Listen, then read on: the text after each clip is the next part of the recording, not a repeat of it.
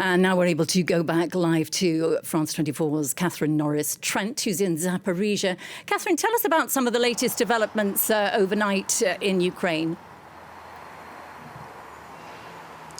People in Ukraine have again been waking up to strikes on cities across the country. So we've seen deadly kamikaze drone strikes on the capital, Kyiv, with that death toll reported mounting there, and dozens of people injured in the city centre on residential areas. People have been being pulled out from the rubble. But there have been strikes as well in other places in Ukraine.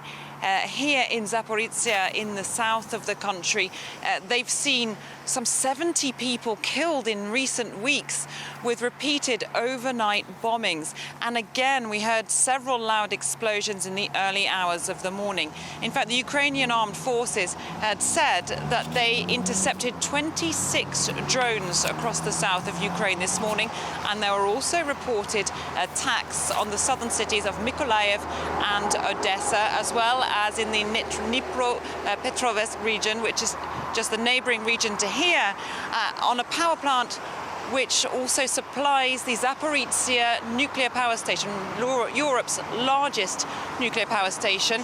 And the company which runs that on the Ukrainian side said that, again, the external power supply had been cut off this morning to the Zaporizhzhia nuclear power plant. So huge concerns continuing around the safety there.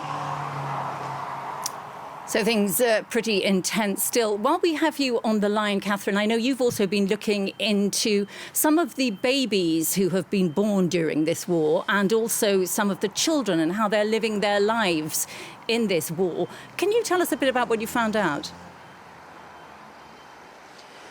That's right. We've been reporting round some of the areas which have recently been taken back by Ukrainian forces after very intense battles and after months often of Russian occupation in the east of Ukraine. Notably, we went to the town of Izium up there in northeast Ukraine in the Kyiv province, and we spoke to families there with very young children, sometimes with newborn babies or babies who were born in the midst of the occupation. And humanitarian conditions are extremely difficult for a lot of people in this country, and some of the most vulnerable are the children.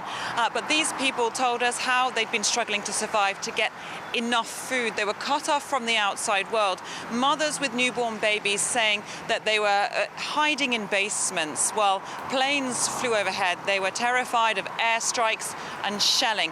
One mother said that she was just begging that her milk supply wouldn't dry out so she could keep her newborn baby alive. And another told us how she had to give birth with no electricity or running water. So these people are now relying on humanitarian aid, and this is just people in one town that we visited. There are so many people, especially young families, in dire need across Ukraine today.